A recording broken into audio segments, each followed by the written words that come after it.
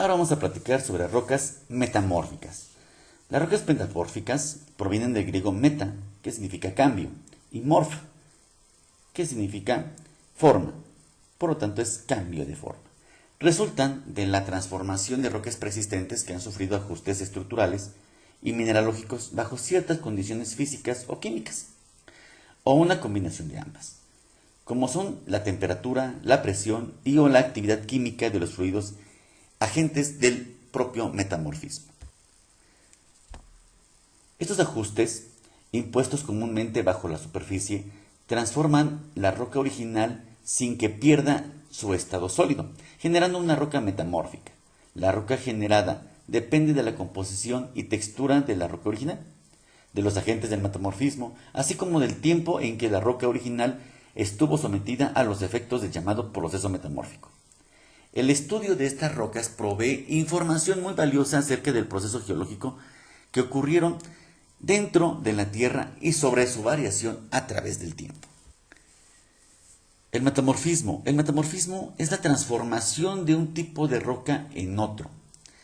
Las rocas metamórficas se forman a partir de rocas ígneas, rocas sedimentarias o incluso de otras rocas mismas metamórficas. Por tanto, todas las rocas metamórficas tienen una roca madre, la roca a partir de la cual se formaron. Es un proceso que provoca cambios en la mineralogía, la textura y a menudo la composición química de las rocas. El metamorfismo tiene lugar cuando las rocas se someten a un ambiente físico-químico significativamente diferente al de su formación inicial. Se trata de cambios de temperatura y presión, lo que es un esfuerzo. Están sometidas a mucho esfuerzo. Y la introducción de fluidos químicamente activos, obviamente por esa temperatura muy alta. En respuesta a esas nuevas condiciones, las rocas cambian gradualmente hasta un estado de equilibrio con el nuevo ambiente. Los factores del metamorfismo, como ya hemos visto, los principales factores que determinan el metamorfismo son la presión y la temperatura. Estas variaciones pueden ser positivas, aumentando, o negativas, disminuyendo. En ambos casos se produce un metamorfismo, denominado prógrado o retrógrado, respectivamente. El aumento de temperatura se debe al gradiente geotérmico. A mayor profundidad, mayor temperatura. Los sedimentos inicialmente depositados en la cuenca sedimentaria, como ya lo platicábamos en el ciclo de las rocas, pueden sufrir un hundimiento, subsidencia, debido al peso de nuevos materiales. Como consecuencia, sufren un aumento de temperatura a medida que ocupan posiciones más profundas. El calor liberado por cuerpos cercanos más calientes, caso de una intrusión magmática. Recuerden que nuestro planeta está en constante movimiento. Imaginen ustedes, las rocas sedimentarias están, ya sea por efectos del mismo, fuerzas convectivas, que unas se están tragando a la corteza y otros, por la parte del núcleo de nuestro planeta, esas fuerzas convectivas están empujando hacia el exterior de nuestro planeta. Entonces se genera una combinación de tanto de presiones como de cambios de temperatura. El aumento de presión se debe al confinamiento, por ejemplo, que es el peso de los materiales superiores que origina una presión uniforme, presión litostática, son de la litosfera, lo que acabamos de platicar, a fuerzas unidireccionales, como las que se ponen en juego durante el plegamiento. Consecuencias del metamorfismo. Variaciones texturales. Las variaciones de presión y temperatura producen variaciones de tamaño de los cristales y en su posición espacial. El aumento de temperatura produce generalmente granoblastos, cristales de mayor tamaño por reorganización de cristales previos más pequeños, proceso conocido como recristalización. La presión dirigida produce la orientación de los minerales planares, en micas, en una dirección perpendicular al máximo esfuerzo, produciéndose una orientación preferentemente de los granos individuales. Esta textura, donde los granos pueden ser pequeños, que no se observan esos granos, esos cristales, se llama pizarra, o granos grandes que se pueden llamar esquistos. Se denomina foliación. A esta parte se le denomina foliación o pizarrosidad. En el primer caso es pizarrosidad para la pizarra y en el segundo caso esquistosidad. Y da lugar a rocas con disposición laminar, pizarras, esquistos, etc. En una etapa más avanzada, los minerales laminares pueden agruparse formando rocas bandeadas. Las variaciones mineralógicas, cada mineral tiene un rango de estabilidad. Si se supera, al variar la presión y temperatura, pasa a ser inestable y se transforma. De esta manera aparecen en la roca nuevos minerales. Los nuevos minerales pueden originarse por procesos polimórficos. El mineral no cambia la composición química, solo la estructura, o por reacción entre minerales existentes para dar lugar a nuevos compuestos.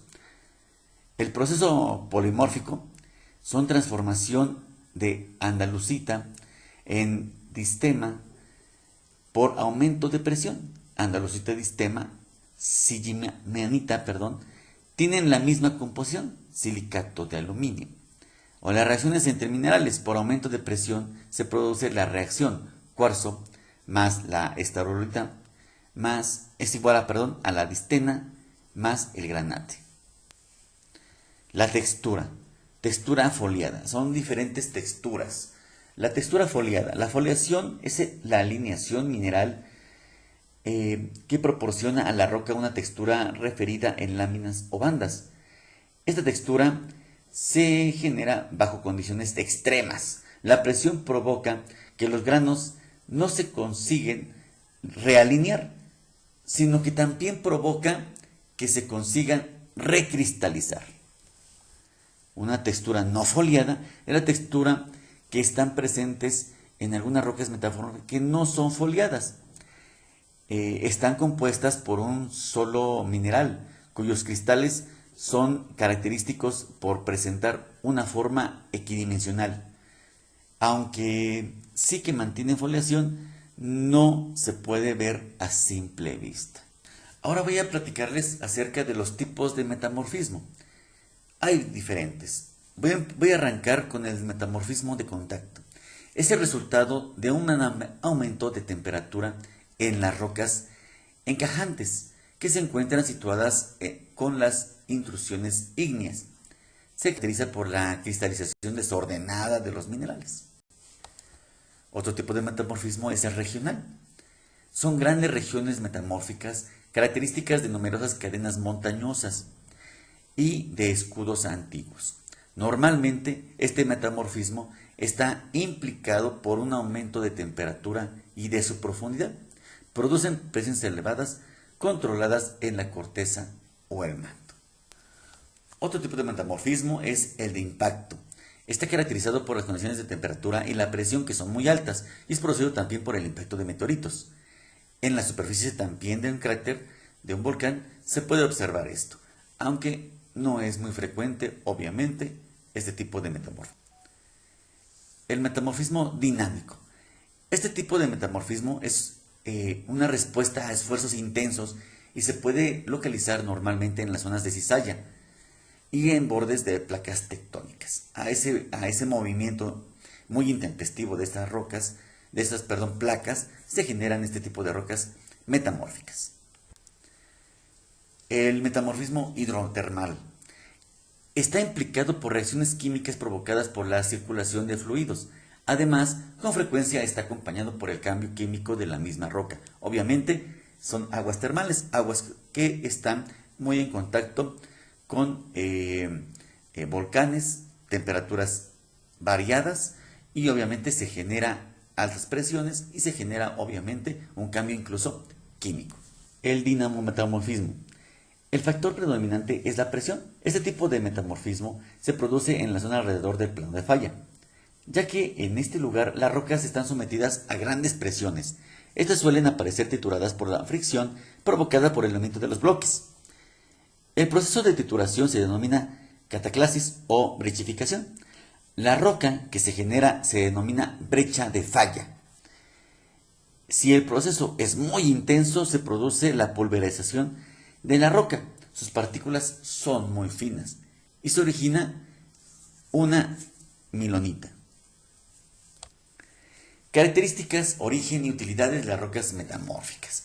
Eso es muy importante, esta parte eh, para nosotros como ingenieros civiles. Los procesos metamórficos producen muchos cambios en dichas rocas, entre lo que es destacable un aumento de su densidad, unos cristales más grandes, reorientación en los granos minerales y la transformación de los minerales de baja temperatura en minerales de alta temperatura. Estos criterios son con los que se pueden clasificar la roca. La pizarra. Esta roca tiene una textura de grano muy fino a fino. Está compuesta esencialmente de filosilicatos y cuarzo. Los feldespatos también suelen estar presentes. Esta roca presenta foliación por la orientación de los filosilicatos y son fácilmente aquí hay un error, visibles. Son rocas que carecen de uso en la actualidad, pero se han utilizado para la impermeabilización de tejados. Ahorita generalmente este tipo de rocas, incluso algunas ocasiones, se pone en fachadas. El esquisto. Esta roca tiene una textura grano medio a grueso y tiene una foliación marcada. Los granos de minerales en este caso se pueden distinguir a simple vista. Aquí sí la cristalización se puede ver, los minerales cristalinos se pueden ver. El uso de esta roca es en la construcción debido a que son bastante fuertes y duraderos. Su origen es de arcilla probablemente y lodos incluyendo procesos intermedios. El gneiss, su origen es con los mismos minerales que ese granito, cuarzo, feldespatos y micas, pero con orientación en bandas, con tonos claros y oscuros provocados por los minerales. Además, es producto del metamorfismo de rocas ígneas y sedimentarias. Su uso también es enfocado a la construcción, pero sobre todo en la formación de peldaños, adoquines y entre otros. El mármol. La textura de esta roca es de fino a grueso. Su origen es a partir de rocas calizas hasta que se cristaliza. Esta roca puede ser originada por resultados de procesos metamórfica, magmática, hidrotermal, sedimentaria. Además, el carbonato de calcio es lo que le da la gran variedad de colores en mármoles y define sus características físicas. Sus usos se encuentran desde la decoración hasta han sido usados en el arte y la arqueología. La cuarcita. Esta roca, como nombre casi indica, está compuesta principalmente por un mineral de cuarzo. Tiene una textura no foliada, además obtiene una estructura esquistosa gracias a la recristalización por las altas temperaturas y las presiones. Sus usos son en procesos metalúrgicos y para la fabricación de ladrillos de sílice. Otros usos son las rocas ornamentales en la construcción y en esculturas. Aquí es una tabla donde se ven algunos rasgos distintivos de los tipos de rocas metamórficas, foliadas y masivas o no foliadas. Las foliadas encontramos en la pizarra, el esquisto, el gneiss, y las no foliadas, la cuarcita y el mármol. Aquí algunos ejemplos o un ejemplo, mejor dicho, de cómo los minerales, por las grandes presiones, el esfuerzo que tienen por esas grandes presiones y cambios de temperatura, el granito, por ejemplo, que tiene sus minerales desorganizados, ¿sí? Gracias a esa metamorfosis, se acomodan esos granitos y se genera el gneiss. Espero les sirva esta información y cualquier cosa estaremos en contacto. Cuídense. Muchas gracias. No olvides suscribirte y darle like.